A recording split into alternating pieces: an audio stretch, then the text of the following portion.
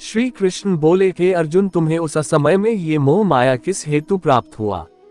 क्योंकि यह ना तो श्रेष्ठ पुरुषों द्वारा आचरित है और ना स्वर्ग को देने वाला और ना ही कृतकों को करने वाला ही है। इसलिए हे अर्जुन, नपुंसकता को मत प्राप्त हो, हृदय की तुच्छ दुर्बलता को त्याग कर युद्ध के लिए खड़े हो जाओ। हे अर्जुन, तू ना शोक करने योग्य मनुष्य के लिए शोक करता है और पंडितों से वचनों को कहता है, परंतु जिनके प्राण चले गए हैं उनके लिए और जिनके प्राण नहीं है उनके लिए भी पंडित जन शोक नहीं करते। हे अर्जुन, सर्दी गर्मी और सुख दुख को देने वाली इंद्रियां और विषयों के संयोग को उत्पत्ति विनाशशील और अनित्य है, इसलिए इसको तुम सहन करो।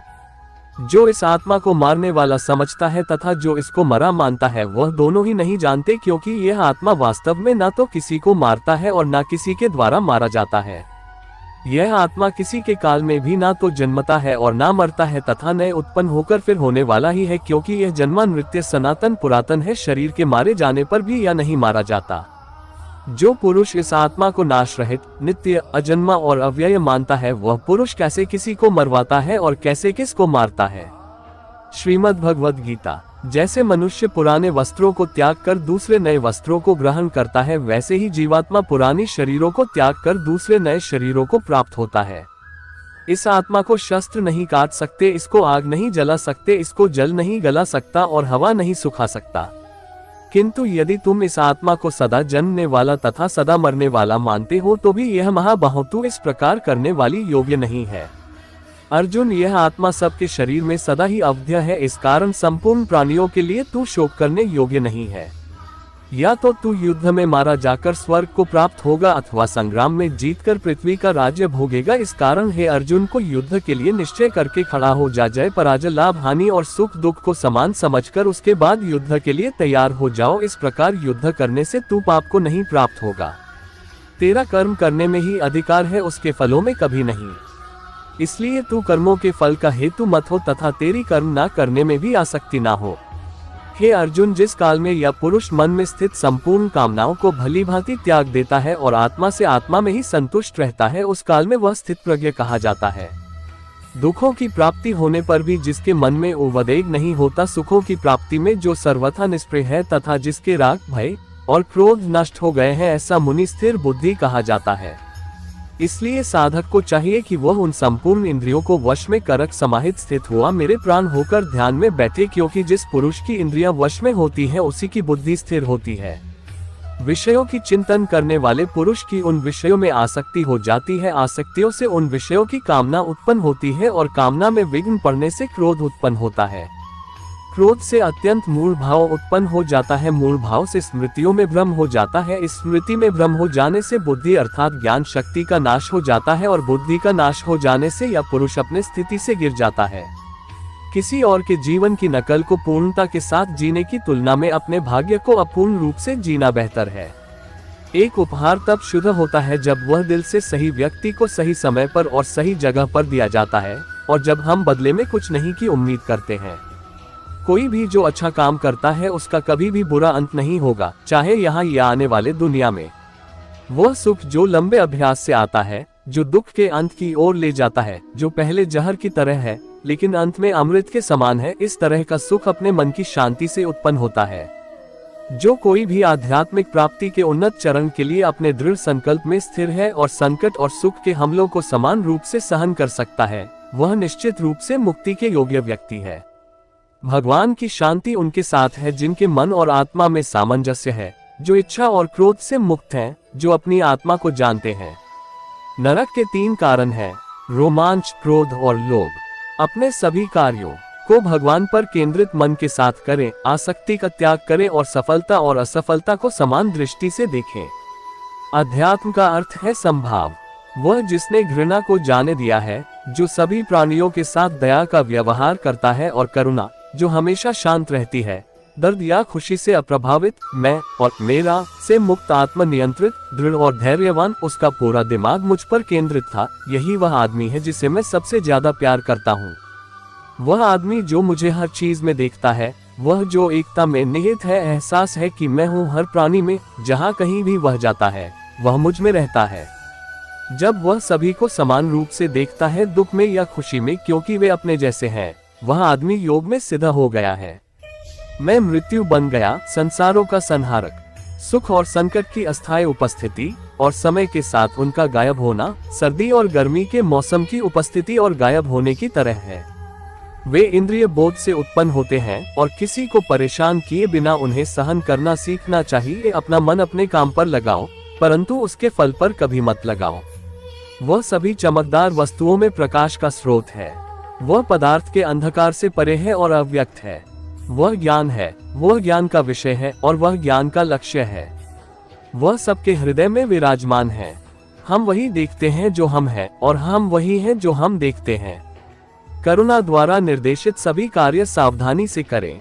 मैं प्रत्येक गृह में प्रवेश करता हूँ और मेरी ऊर्जा से वे कक्षा में रहते हैं। मैं चंद्रमा बन जाता हूँ और इस प्रकार सभी सब्जियों को जीवन का रस प्रदान करता हूँ। समय, मृत्यु, मैं जगत का नाश करने वाला हूँ जो सबका सत्यानाश करने आया हूँ।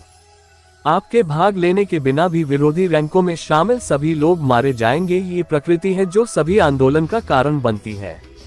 अहंकार से मोहित मूर्ख उस धारणा को आश्रय देता है जो कहती है कि मैंने किया। गर्मी और सर्दी, सुख और दर्द की भावना इंद्रियों के अपनी वस्तुओं के संपर्क के कारण होती है। वे आते हैं और चले जाते हैं अनंत काल तक। आपको उन्हें स्वीकार करना चाहिए। प्रकृति द्वारा निर्धारित कर्तव्यों का पालन करते हुए व्यक्ति ने कोई पाप नहीं किया। मैं सभी प्राणियों के हृदय में निवास करने वाला आत्मा हूँ। मैं सभी प्राणियों का आदि, मध्य और अंत भी हूँ। हम वास्तव में कभी दुनिया का सामना नहीं करते हैं। हम जो अनुभव करते हैं वह हमारा अपना तंत्रिका तंत्र है। आपका अपने संबंधित कर्तव्य करने पर नियंत्रण है, लेकिन परिणाम पर कोई नियंत्रण या दावा नहीं है। असफलता का डर, भावनात्मक रूप से काम के फल से जुड़ा होना, सफलता की सब दूसरों से सुनकर पूजा करते हैं। वे अपने दृढ़ विश्वास से मृत्यु को भी पार करते हैं जो उन्होंने सुना है। मेरे प्रति सदा चौकस रहो, मेरी उपासना करो, हर एक काम मेरे लिथे भेंट कर तब तू मेरे पास आना, यह मैं वादा करता हूँ क्योंकि तू मुझे प्रिय है। मौत एक पुराने कोट को उतारने से ज्यादा दर्दनाक नहीं है। खुद को और अपनी दुनिया को उस चीज से आकार देते हैं जो हम मानते हैं और सोचते हैं और कार्य करते हैं, चाहे वह अच्छे के लिए हो या बुरे के लिए। अपरिपक्व लोग सोचते हैं कि ज्ञान और क्रिया अलग अलग हैं, लेकिन बुद्धिमान उन्हें एक ही मानते हैं। उसका निर्णय बेहतर होगा और उसकी दृष्टि स्पष्ट होगी यदि वह जो करता है उसके परिणाम में भावनात्मक रूप से नहीं उलझा है। कृष्ण इस विचार का परिचय देते हैं कि सभी स्वार्थी इच्छाओं पर काबू पाने के लिए पर्याप्त नहीं है। स्वामित्व और अहंकार को वश में करना भी आवश्यक है। कार्रवाई मुझसे चिपकती नहीं है क्योंकि मैं उनके परिणामों से जुड़ा नहीं हूँ। जो लोग इसे समझते हैं और इसका अभ्यास करते हैं वे स्वतंत्रता में रहते हैं। जब आपका मन द्वैत के भ्रम को दूर कर लेता है तो आप उन बातों के प्रति पवित्र उदासीनता की स्थिति प्राप्त कर लेंगे जो आप सुनते हैं और जो आपने सुनी है। कर्म का नियम स्पष्ट रूप से कहता है कि यद्यपि हम कनेक्शन नहीं देख सकते हैं, हम ये सुनिश्चित कर सकते हैं कि हमारे साथ जो कुछ भी होता है, अच्छा और बुरा, एक बार हमारे द्वारा किए गए या विचार में उत्पन्न होता है। हमारे साथ जो होता है उसके लिए हम खुद जिम्मेदार हैं। हम समझ सकते हैं या नहीं, यह इस प्रकार है कि हम खुद को बदलकर जो हमारे साथ होता है उसे बदल सकते हैं। हम अपने भाग्य को अपने हाथों में ले सकते हैं। भगवान की छवि अनिवार्य रूप से और व्यक्तिगत रूप से सभी मानव जाति में पाई जाती है। प्रत्येक के पास यह संपूर्ण और अविभाजित है और सभी एक साथ एक से अधिक अकेले नहीं हैं। इस तरह हम सभी एक हैं, हमारी शाश्वत छवि में घनिष्ठ रूप से एकजुट हैं, जो कि ईश्वर की छवि है और हमारे पूरे जीवन का स्रोत है। जब मन लगातार दौड़ता है, भटकती इंद्रियों के बाद ये हवा की तरह ज्ञान को दूर भगाता है। मनुष्य अपनी वासना के अनुसार ही अगला जन्म पाता है। ये संसार हर क्षण बदल रहा है और बदलने वाली वस्तु असत्य होती है। जीवन न तो भविष्य में है न अतीत में, जीवन तो बस इस पल में है। एक सत्य अगर हम हृदय में उतर ले कि न हम भविष्य देख सकते हैं और न ही भविष्य निर्मित कर सकते हैं, हम तो केवल धैर्य और साहस के साथ विश्व को आलिंगन दे सकते हैं, स्वागत कर सकते हैं भविष्य का। तो क्या जीवन का हर पल जीवन से नहीं भर जाएगा? ज्ञान प्राप्ति सदा की समर्पण से होती है, ये हम सब जानते हैं, किंतु समर्पण का वास्तविक महत्व क्या है? क्या हमने कभी विचार किया? मनुष्य का मन सदा ही ज्ञान प्राप्ति में विभिन्न बाधाओं को उत्पन्न करता है। कभी अन्य विद्यार्थी से ईर्ष्या हो जाती है, कभी पढ़ाए हुए पाठों पर संदेह होता है और कभी गुरु द्वारा दिया दंड मन को अहंकार से भर देता है।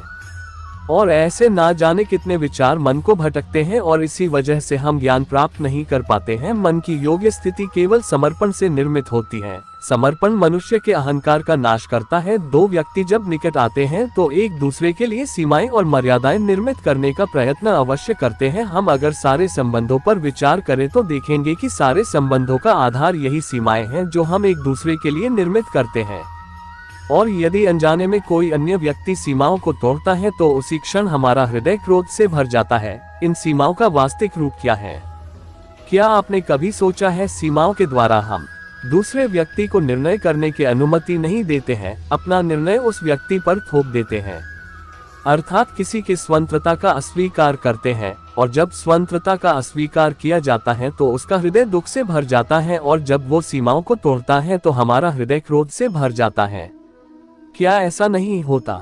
और यदि एक दूसरे की स्वतंत्रता का सम्मान किया जाए तो किसी मर्यादाओं या सीमाओं की आवश्यकता ही नहीं होती। अर्थात जिस प्रकार स्वीकार किसी संबंध का देह है, क्या वैसे ही स्वतंत्रता किसी संबंध की आत्मा नहीं? सबके जीवन में ऐसा प्रसंग अवश्य आता है, सत्य कहने का निश्चय होता है हृदय में, किंतु मुख से सत्य निकल नहीं पाता। कोई भय मन को घेर लेता है, किसी घटना अथवा प्रसंग के बारे में बात करना, क्या फिर स्वयं से कोई भूल हो जाए उसके बारे में कुछ बोलना, क्या ये सत्य है? नहीं, ये तो केवल तथ्य है। किंतु कभी कभी उस तथ्य को बोलते हुए भी भय लगता है। कदाचित किसी दूसरे के भावनाओं का विचार आता है, मन में दूसरे को दुख होगा, ये भय भी शब्दों को रोकता है। तो ये सत्य क्या है? जब भय रहते हुए भी कोई तथ्य बोलता है तो वो सत्य कहलाता है।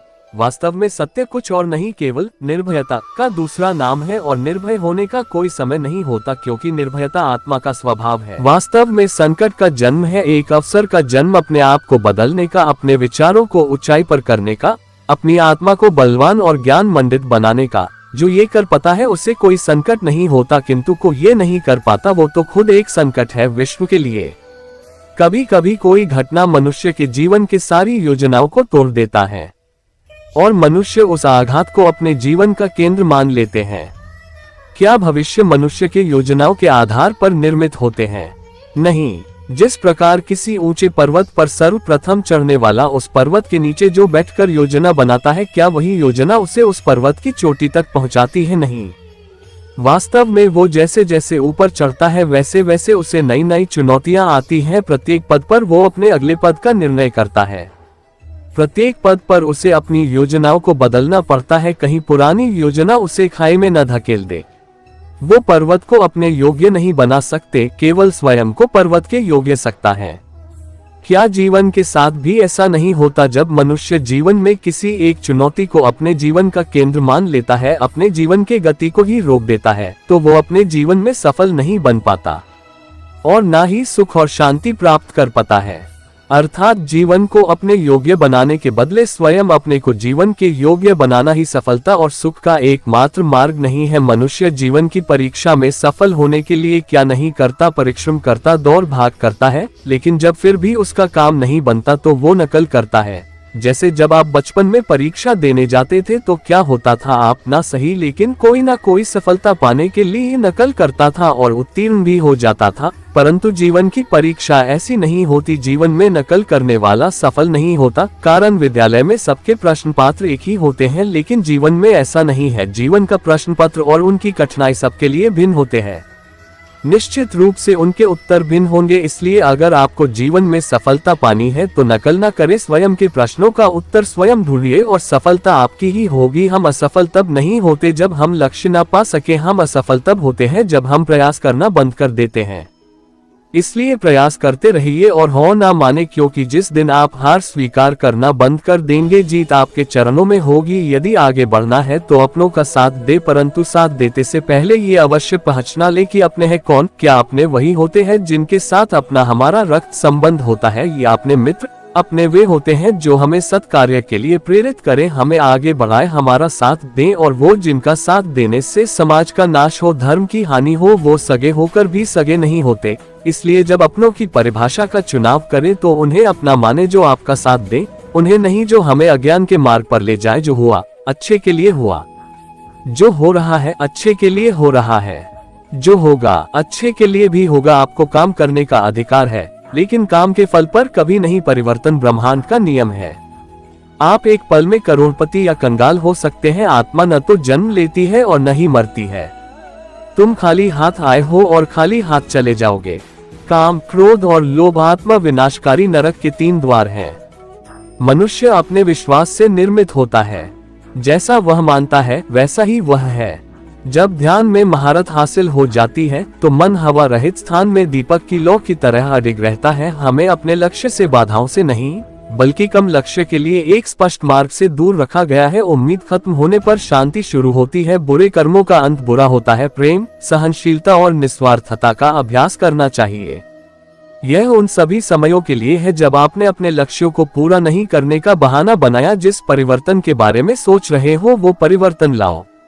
संसार का कल्याण आत्मा बलिदान से प्रारंभ होता है। ठीक ही कहा गया है, हर किसी की जरूरत के लिए काफी है लेकिन लालच के लिए नहीं। उस बदलाव से कभी न डरें जिसके आप हकदार हैं। जीने का एकमात्र सही तरीका वर्तमान में जीना है।